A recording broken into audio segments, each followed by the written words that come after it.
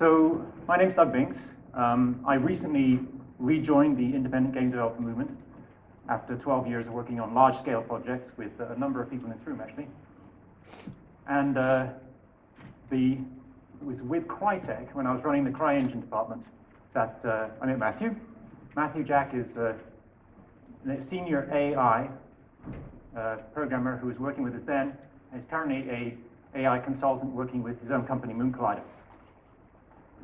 Now, over the years of experience of programming that we both had, we realized during a discussion that we encountered a common problem. And that was that when you're working on a large-scale project and you're writing your code in C++, you have to go through quite a long and lengthy compile, link, and run the code process to get to the point where you can actually look at the change that you've made. And then you find it's wrong, and you have to go back through it again. There are a number of solutions to this. People have looked at using scripting, but we found that that had its problems. But scripting can be useful. Programmers use it for a number of things. It's great for rapid iteration. No compile times, no link time.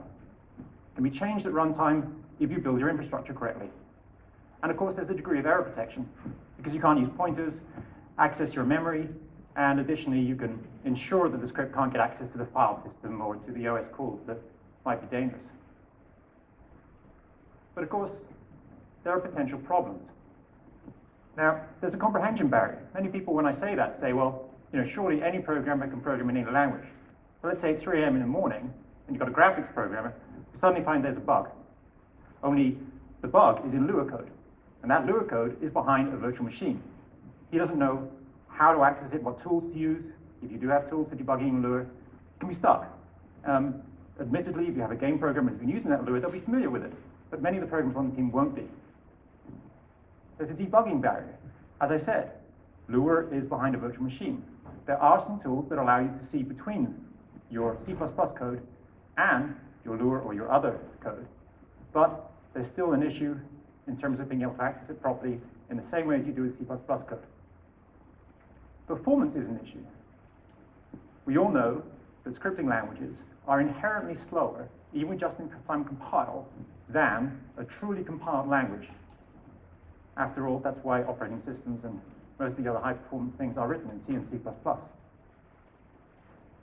And on consoles, data execution protection prevents you from being able to do just-in-time compilation, because you can't compile into a data section and then run that data section. This is done in order to provide some level of control so that people can't hack consoles, although it does happen, of course. And garbage collection can be an extreme performance penalty. I know of a game that had many tens of milliseconds per frame of garbage collection until they were able to optimize that down. But we were still talking 2 to 3 milliseconds per frame, every frame of garbage collection. That's a lengthy amount of time.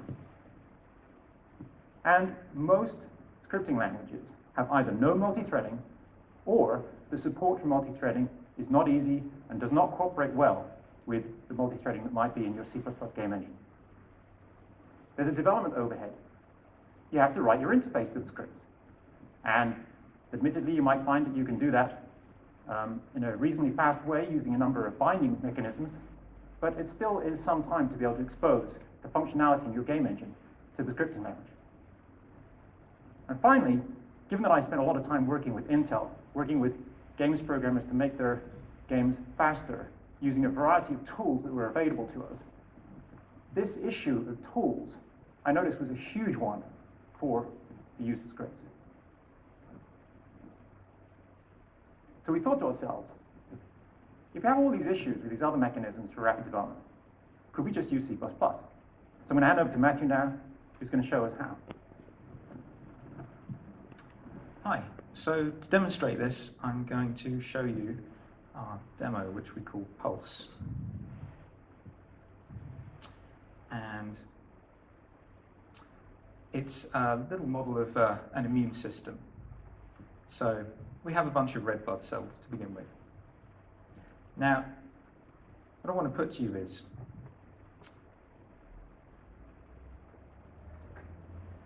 have you ever wanted, while you're playing around with your game, to just go in, and change your C++ code. So for instance, to override the color here and set them all to be white. And maybe just see that reflected instantly in your game. I think this would be very useful. So how would we go about doing this?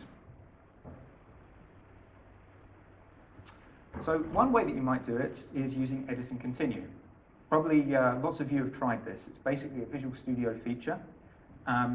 It allows you to change your code, and then it patches in those changes to the running binary. This is great, but it has some fundamental limitations. First of all, it doesn't allow you to change memory layout. So adding a member variable, for instance, is right out. But in practice, it's also very unreliable. On a big real code base, you find there are many files or functions where when you try to make changes with edit and continue, it just fails silently. It doesn't give any explanation as to why. On top of that, there's no real error recovery. You make your small change, you introduce a null pointer bug or something, and as soon as you hit that, then you're stuck and just have to restart the application in most cases. So this is a really great bonus for productivity when it works. So another way that we might approach bringing in new code is by using dynamic libraries. There's, of course, no limitations to what you can compile to, and, of course, they can be linked at runtime. So why not compile these at runtime as well? Now, one way that's simple in principle you might do this is to take your large code base and split it up into lots of small modules. Perhaps your physics system or your AI system, but really you'd probably want to go much smaller than that. We know that those individual modules can take a long time to compile. So if you do split it right down like that, then you might be able to unload a module, change it, recompile it, and load it back in. And you can do that with Visual Studio just about. But changing a code base to do that would be a mammoth task, and the maintenance overhead as well, reinitializing those modules and everything cleanly, be pretty prohibitive.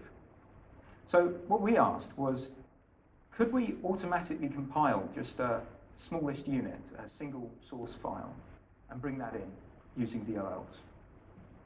And that's what we do with Runtime Compiled C++. So to give you a little more details, when we start up the application, it can be just a simple exe. The DLLs that we're going to be using aren't present. They're not there at the beginning. But when we start up that exe, there are classes that we've marked as runtime modifiable, and those get registered. And in doing that, we monitor their actual source files on disk. We've got a process watching those. And when those source files change, we break those changes out into a mini DLL, tiny DLL, containing just those changes. So we compile those out, and we use your existing compiler, basically just as a command line process call, which means you can use your existing compiler, and in principle, it's easy for us to switch to different compilers and different architectures. So let's see that with some more serious changes. Now, well, first of all, let's bring back their color. And then what I want to do is, whereas right now they're just flat up against the camera, I'd like to give them a random axis of rotation and have them rotating around that in 3D. Now, in order to do that, I'm going to need to bring in this new member variable, the rotation axis. I've got some serialization code for it I'm going to add in. And bring this out of the way.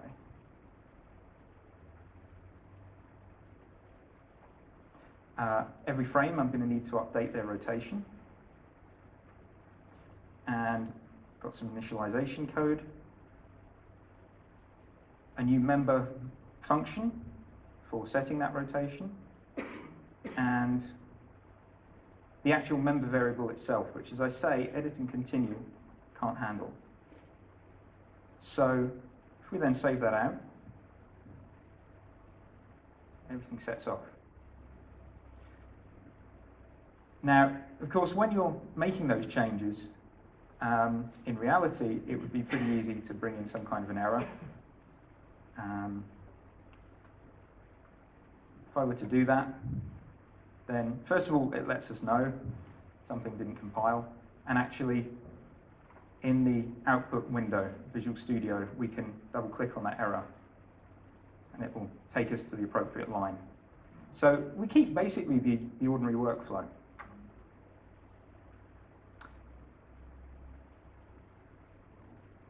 So a few more details about how we do this. Each of these runtime modifiable objects, we automatically create a constructor for it, basically an object factory. And when we break those files out into these mini DLLs, those new versions of the constructors, when they're initialized, we bring them in. What we need to do is to create new versions of the objects for all our old ones. If we're serializing, then we need to serialize across the state, and then we can delete the old objects. Now, one other thing that we need to do is to use virtual functions for dynamically binding these objects. If we did any kind of static binding, then obviously the old code would still call the old versions. And we'll talk a bit more about the virtual function aspect later. Now, this gives us the ability to change our code at will, but we thought that wouldn't be terribly practical if a simple error would crash a whole application. We want people to be free and easy about how they're making changes. So we looked at different methods for protecting against crashes. One we looked at was using separate processes.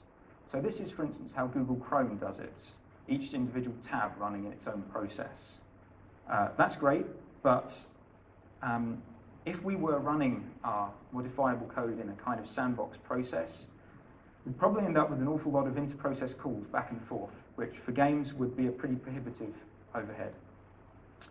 So instead, we looked at structured exception handling.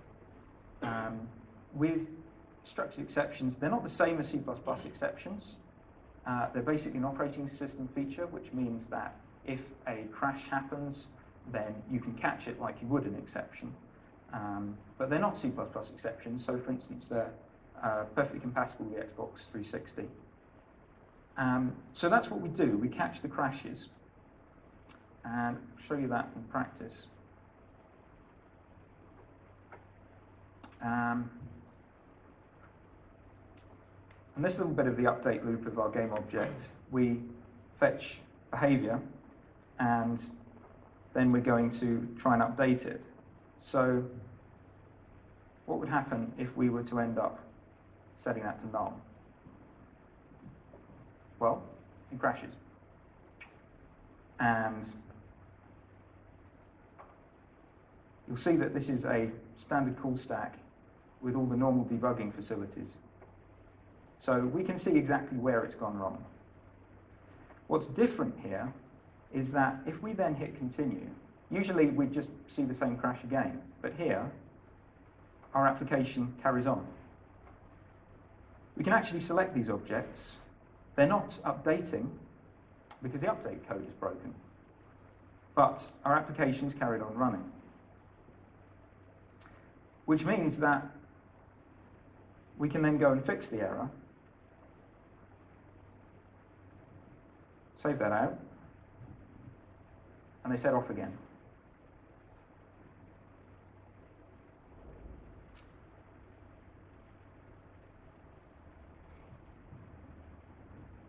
Part of how we achieve that is using SEH filters.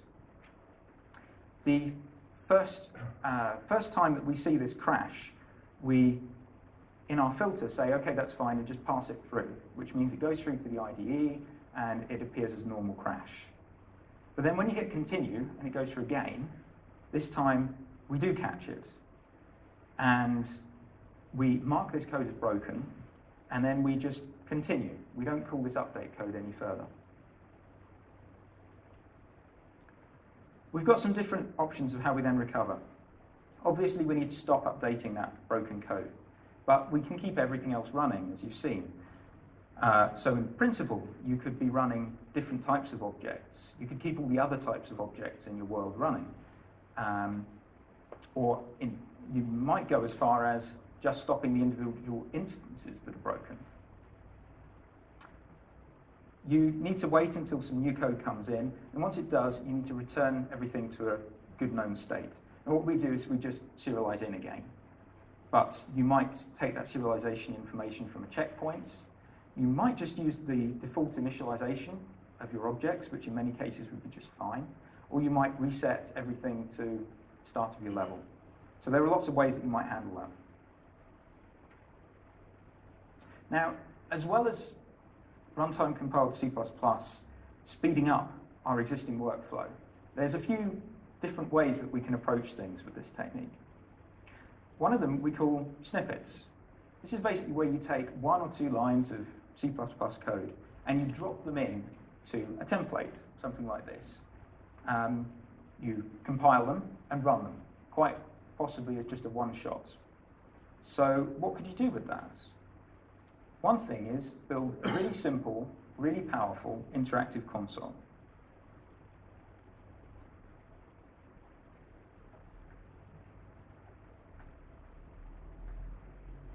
In this example, we can, for instance, list the available game objects. And so it's just printing out the names of each of the game objects. Another thing we might do is pick one of them and set its color to white. There we go. Another thing, we might move it around in the world. And what's happening with each of these is this is just simple text being wrapped in that template, saved out and compiled. There's no interpreting going on. There's no complex interface that I've built for it. It's just accessing the interfaces straight off. So there's very little work to be done to get this going. And of course, we've still got that level of crash protection. So if we fetch something that doesn't exist, try to access its null pointer, it just says, console try to read from null pointer. So you could give this to game designers without fear of them crashing the app. And you could restrict what goes into the interfaces to make sure that you can have control over what they've got access to and what they haven't.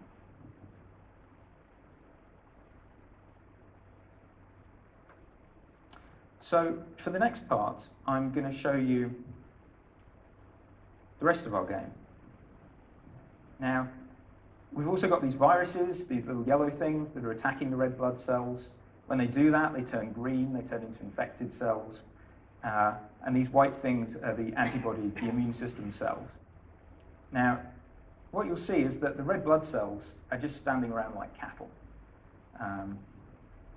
So how could we improve that? Well, a couple of new AI techniques, or rather a new take on old AI techniques. I'm sure most of you will have heard of behavior trees. Now, the model that I'm using here is first generation behavior tree.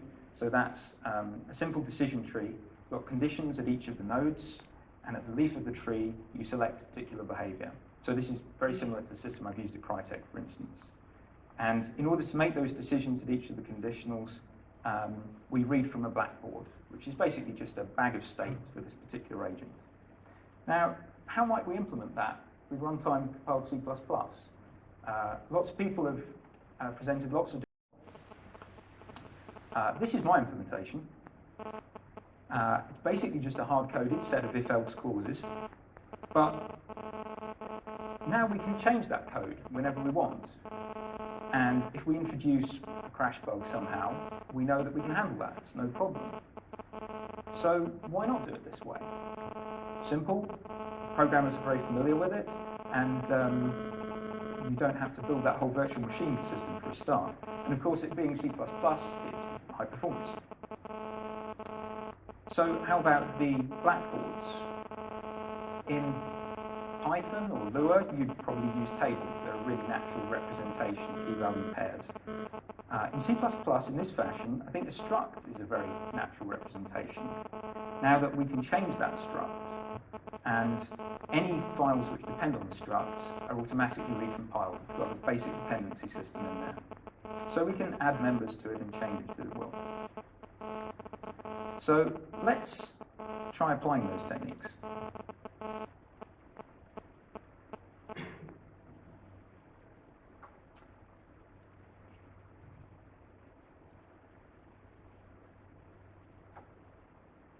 To do that, we're going to need to do things like add in some perception code so that we can see the viruses as they're approaching. We need to bring in an entire new behavior, an evade behavior class. We need to add a branch to the behavior tree so that we select this behavior when there's dangerous objects around. And we need to make a couple of changes to the behavior tree to be aware of this new behavior code. And in the Blackboard, we need to bring in this new member variable to the struct, which keeps track of the dangerous objects and a bit of serialization code. So if we do all that, save it out, you can see the red blood cells starting to move away. So we've brought in a whole new behavior, changed our behavior tree, changed our Blackboards, all in C++ while it's running.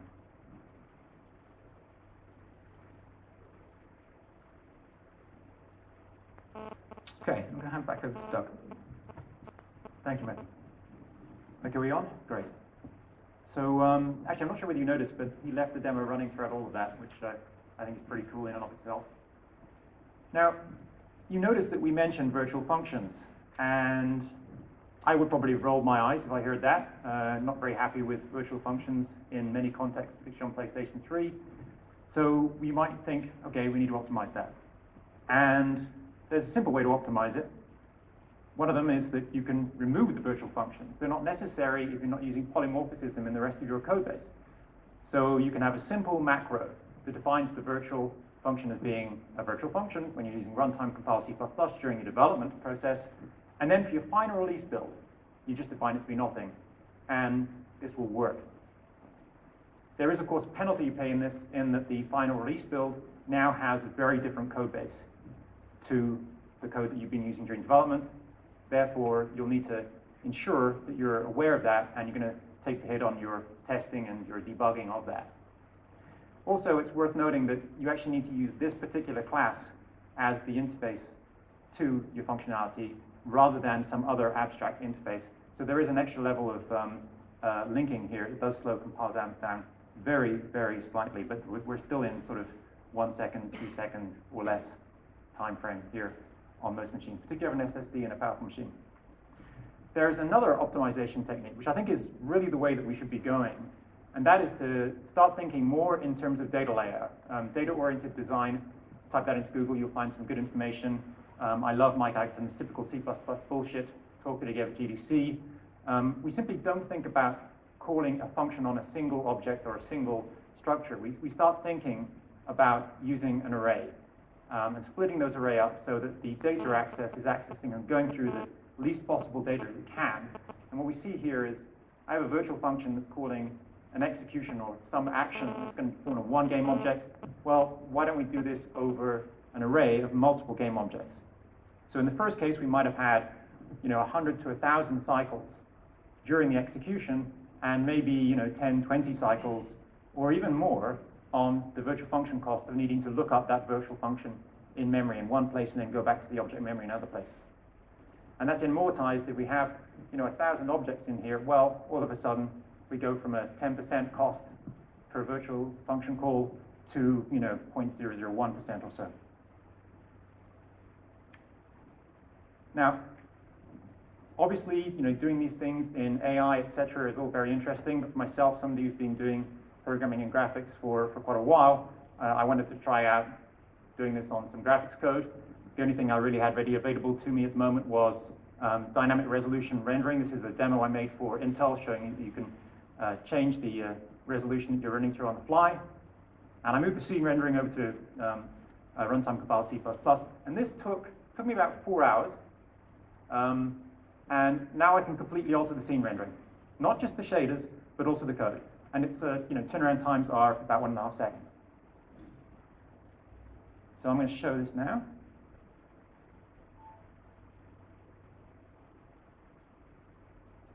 Okay, so what I'm going to do is, I don't like the fact that the lighting here is a bit flat. So I've got a very basic lighting setup. It wasn't about making the highest quality lighting in the demo. And I have a sky that's blue. So what I'm going to just simply do is just create a little bit of sort of hemispheric blue lighting from the sky in addition to the direct light of the sun, so that we can get this arm here, the top part of the arm. I just want to catch a bit of blue on that, but not on the rest of the shadowed area on the bottom. So what we're going to do here is, first of all, I'm going to alter some shader code. This obviously we can do on the fly. Shaders can be compiled on the fly. So I've altered a constant buffer, which is going to throw a warning up in anybody's head who's actually done shader compilation before, because that means if we've altered the constant buffer, we need to set those constants in the C++ code. So if I go over to the C++ code, I can now edit that. So I can edit the constant buffer, so I can add those values in. And now I can go down to the actual code itself that's going to set it up. And I use a bit of a hack. I'm just going to set the unlit models to have a lighting color of 0 for this particular light. And for the lit models, I need to set the direction of that light, and I need to set the color of that light. So this isn't real hemispheric lighting. I'm just going to have a secondary light put in. It's going to be pointing downwards, and it's going to have a small amount of blue. So it's y vectors -1 and about 0.4 for the blue. So I'm going to just switch over onto the console output now so that we can see this. And you'll probably notice I've actually compiled this several times to try and get this right. And now if I save this all out and look over to the main application here, that's going to switch over to a nice light blue on the top. A little bit subtle. It's supposed to be subtle. So I'm just going to show, if I can repeat this bit of the video a couple of times, you can just see the switching change there. So I've just cut and pasted the video. But you can get the same behavior by actually control Zing the code as well. So that's a fairly simple thing we can do. And for me, I found that was a really powerful technique. Graphics is obviously something that is very visual, and getting that visual feedback and response immediately really works wonders. I'm handing over to Matthew now for another case study. So in my AI consulting, contracting, I've used Recast an awful lot. So this was one that I was keen to apply it to. And for now, what we've applied it to is the debug drawer and the GUI itself of the Recast demo. If any of you aren't familiar with it, it's basically an open source navigation toolkit. The basics of this conversion was done one day by a colleague of mine, Mike Bell. He hadn't used Recast before, and he hadn't used Runtime Compiled C++ before. Now, what we can do with this is adapt the GUI on the fly, as you'll see, and we can also change the debug drawer, which, as an AI programmer, I think has some exciting possibilities. We had a couple of problems with it. For this code, these interfaces we were affecting, the demo uses kind of C-style APIs, static global functions. So they're not wrapped up in an object, which makes it more difficult to make those runtime modifiable. One thing that you can do is a simple wrapper around those static functions so that they call a modifiable object. You could also actually adapt the code so that it's calling through objects, which I think in the long term is the better way to do it if you're happy to make the changes. So let's just have a quick look at that.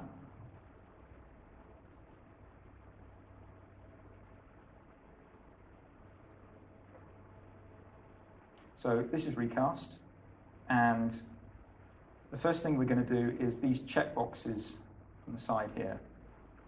We want to change their size. We're going to do that in the code. We're just changing a static constant there, and if you watch, the change in size. I'll just bring that back. So instant changes to your C++ GUI. Now we want to add a couple more items to the menu here, below Create Agents, so we bring those back in. And they pop up straight away. Now, we can select a move target, and using the detour crowds functionality, two agents will try and get to the target. We can adjust their separation weight, move them further apart or closer together. But we'd like to be able to separate them by more than that. And the slider only goes up to 4. So let's just go and change that, bring it up to 20. And you see the slider now goes all the way, and we can apply that in the running game. Now, the final thing is changing the debug drawer. You can see the navigation mesh is divided up into polys, but I often like to see that color-coded so that it's really obvious which poly is which. So we're going to change the code now to do that. And find the debug drawer for the mesh, and we're just going to override the color to a random one based on the index, and there it is applied. And I think that's very exciting for when you're in the middle of debugging something. You can see there's something complex going on with your AI, and you don't really want to stop everything to add the debug drawer to see what's going on. Being able to do it on the fly should be very powerful. Okay. So you heard this here first. We got approval, which we're really happy about, to be able to talk about the fact that Crytek implemented this. Will Wilson, a friend of ours, and also he was at the first talk we gave on this last year at the AI Game Dev Conference, and soon afterwards we open sourced the code. He saw this and he loved the technique, and he did his own implementation for the CryEngine. And this is a different implementation in that they decided to go for a tool-driven approach. It's a Visual Studio add-in. This allows you to test this actual application without having to run the game, without having to run the engine, without having to run the editor. He can ensure that all the compilation and everything works fine through Visual Studio itself. It also means that he can pick up on project settings and ensure that the compilation is being done with the same. For example, if you choose to change your standard library from one to the other, that can be picked up on and used within it easily. We use a single type library in the example that we give on our open source runtime code, but he's done this in a slightly different way so that you can have user-defined type libraries. This makes it a little bit more difficult if you want a new type library, but it makes it more flexible. And also to speed up development, rather than use a serialization function that's called per instance, he has a simple macro that he's using for member exposure. And additionally, he's had an extra functionality, which is the ability to expose global functions through an API, an SC_API macro. So this works in the CryEngine. They've been using this now for a year and a bit, and it's been used on the end of Crisis 2 and on a game in development Rise for the AI and for the GUI in particular, but also for all sorts of other parts of the code, and of course on the CryEngine Crisis 3. Now, many of you will have seen that there was a recent video of Unreal Engine 4, and also the Unreal Engine 4 website has some details that showed towards the end of this video that you could click on an object, see the functions that were exposed by this object, and then go to that in the source code, change the C++ source code, and see this reflected in the game. This seems extremely similar to what we're doing in Runtime Compiled C++. I haven't been able to get an official comment from NV, and Mark's not in the room, so I can't ask. But we do believe it's using a very, very similar technique, and the compilation times appear to be pretty much identical to what we're seeing. They've added the extra feature in that you can see the functions in the editor that are exposed by that object, which I think is just a fairly trivial thing to do using the line and file macros. And there's some related work that we've seen as well. One in particular is from CERN. There's a video from a Google Zurich talk online if you do a search for this. And Kling uses LLVM and Clang, which Clang is a front end to the compiler, and LLVM is the compiler, to produce an interactive C++ interpreter, which was designed for the CERN physicists to be able to change their visualization code on the fly. It's a little bit interesting to me. I used to be an academic physicist, so it's a step beyond the tools that I had 20 years ago. And also, we know that BitSquid's tools support executable reload. They have a secondary tool that stores the state of the game. Then they recompile the entire executable, reload that, and then get the data back from that tool. It's a little bit slower, I believe, although I don't know the absolute times in it. But it's a very similar technique in trying to get that iteration going really fast. Now, Obviously, we want to carry this forward in the future. We have a open sourced, liberally open sourced through a Zebra-like license that we've got online. We want to move to more platforms. Now, I've gone from big studios at the moment to a small studio, and so I'm likely to tackle OS X next, since I'm developing for PC OS X and potentially Linux. And we'd also like to improve the ease of integration. I think we've done an enormously good job of making it very simple. As you saw, it takes a number of hours for somebody who's got a bit of experience with using the toolkit to put it into something completely new. And it takes about a day for somebody who hasn't had any experience with either the application you're integrating to at all or this Runtime Compiled C++ technique. The other thing is to use a separate process and compiler. For those of you who are working on consoles, you can't compile on the console. Or if you're working on a handheld, well, you can potentially compile on Android, but on iOS, I don't think you can. So a secondary process running on your development machine, communicating over TCP/IP would be the way to go for that.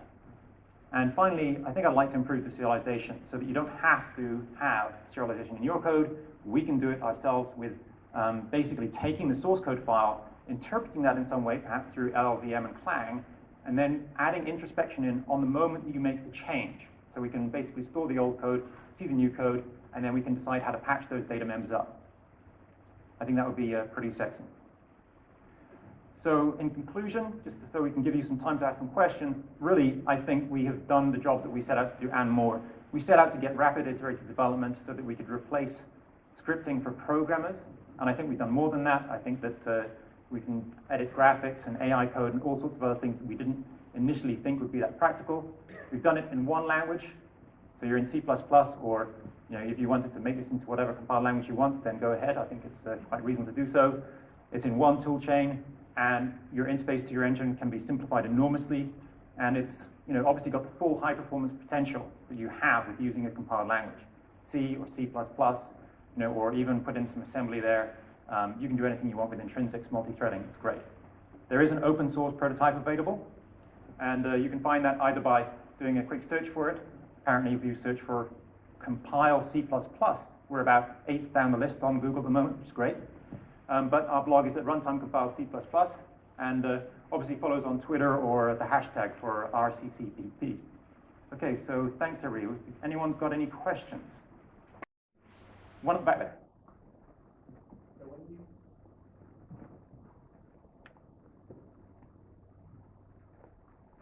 So when you flag code as broken, how much are you skipping at that stage? You can actually skip pretty much however much you want.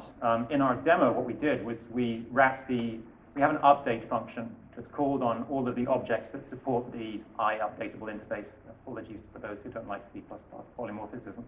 But, and so basically we skip all of the updates for what we call game objects. That actually included a couple of graphical user interface elements that could have been exposed elsewhere. But you can do it on as much code as you want. You can even do it down to the level of the very function call that got called that had an error. Stop calling that function call itself, and then all the rest of your code can carry on. So it's up to you. We provide a kind of framework that you can use, but you can use it at a level of granularity that you want. There's a simple wrapper that you put around a function that you call just to protect it and to catch the errors and to prevent it from being called again until you've got new code. Anyone else? Okay, so obviously we're here at the front. Do come up and chat or even take a look at the code. And we have a blog online that I mentioned you can check. I'd also like to thank both Will Wilson from Crytek for the support and Adam Rutkowski, who's currently with, I can't remember the name of his company, but yeah, well, working in the serious games industry at the moment, and he helped us build the original Pulse demo. Okay, thanks very, very much. And dinner's in 4 minutes, I believe.